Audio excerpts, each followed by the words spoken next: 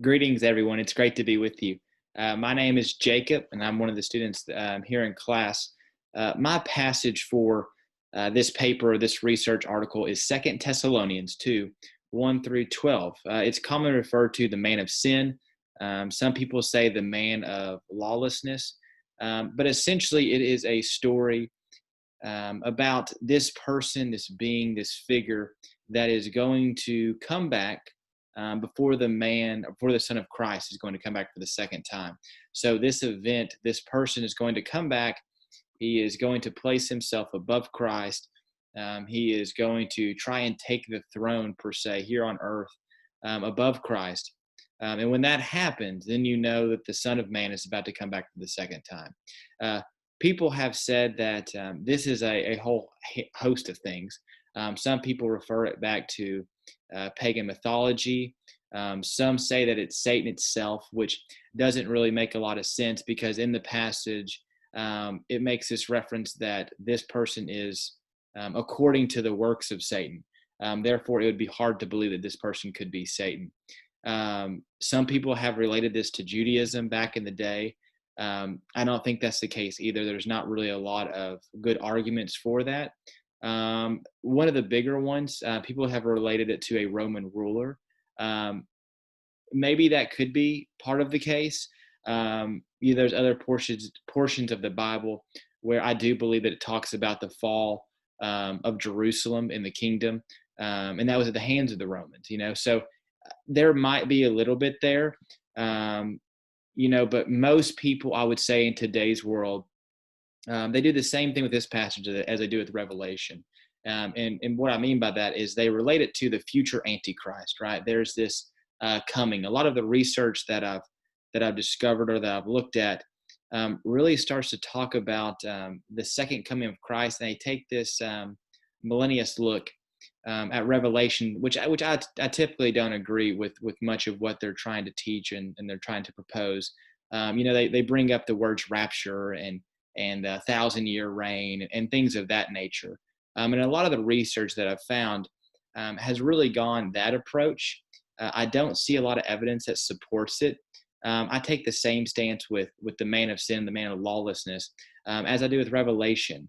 It just would not make a lot of sense for there to be a letter, for there to be a writing to the New Testament first century Christians that would relate all the way, 2,000 years later.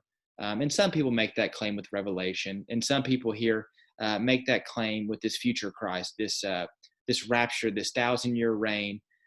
People have said that this person might be the Pope. Well, that Pope has come and gone, so apparently that's not right. They've said it's been all kinds of rulers. They've related it to presidents.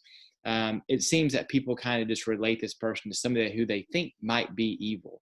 And so we know that is apparently just not going to be the case. So it's a man of lawlessness.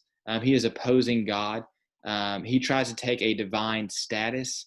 So the argument I think I'm going to probably try to take out of all the research I've looked at, what seems to make the most sense, I think it's probably more of a buildup. I think it's probably more a host of people, although I think there is going to be one final one. I do think it's kind of brought on. Some of the research mentioned maybe some of the Roman Catholic Church and some of their teaching. I look at some of the apostolic churches now, or some other churches that maybe believe in healing. And I think maybe it's going to kind of lean that way. I don't think that, of course, the man of sin has come yet, because, of course, there's not been a second coming of Christ. But I do think it's probably going to follow that trend, because it does mention that they're going to claim, miracles. And I know in my town right now of Sevier County, Tennessee, we have actually two new churches, I believe, that proclaim to do miracles. And they proclaim to do all these, wonderful and great things. And that sounds kind of maybe like this is what this is going to be, that it's going to be this person that comes back to earth, and they claim to do these miracles, and they claim, to be the second coming, possibly. They're going to put themselves above Christ. And they're going to try to teach all these miraculous things and try to lead us Christians away into some kind of false doctrine, some kind of false belief. So to me, I think this is a great warning to, test all things. as the Bible tells us. Everything we hear, we should be testing. We shouldn't just take a teacher or a professor or a preacher's word at it. We should open up the scripture, see what it teaches, and then see if that lines up with what they said. And if it does, then we know it's true. If it doesn't, then we know that it must be false. In the Bible, we learn what truth is. And since we know what truth is, therefore we know what false is. The Bible is not a book of falses. It's a book of truths. And because of truth, we know what false is. So I believe that this has kind of been a long going thing with the man of sin, the man of lawlessness. I think there's probably been a handful of people that have come in past. I don't think the one that's mentioned here has come yet. I'm still really trying to dive into a lot of the commentaries, a lot of the journal articles to kind of see what my final stance is going to be. But I do plan, and for those of you that don't know, I preach up in Sevier County in Pigeon Forge, Tennessee, next to Dollywood, if y'all ever come up there.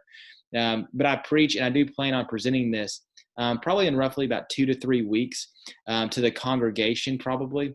I might do it to the youth. I'm also a youth minister. So we'll kind of see how I can frame it. But I definitely look at presenting this because I think this is a question that a lot of people have, especially in my town. There is a big host, as there might be in yours, of Southern Baptists. And the Southern Baptists in my town really believe in this rapture, this 1,000 years, this reign of this person. I know a lot of people in my town said that this person was Obama when it happened, right? Well, of course, that was not the case. People in my town have said it's the Pope. Well, that Pope is gone. So of course it was not him. So I really think this will be beneficial. I really think a lot of people in my town could really gain some good insight from this. And I'm really curious to see what my final stage is over this next 3 or 4 days of research and study and putting this kind of research article together, where it kind of leads me. And I really look forward to presenting it to the congregation and to the youth, and kind of seeing what they think, seeing what questions they have. And then who knows, maybe I'll revise my paper after I present it.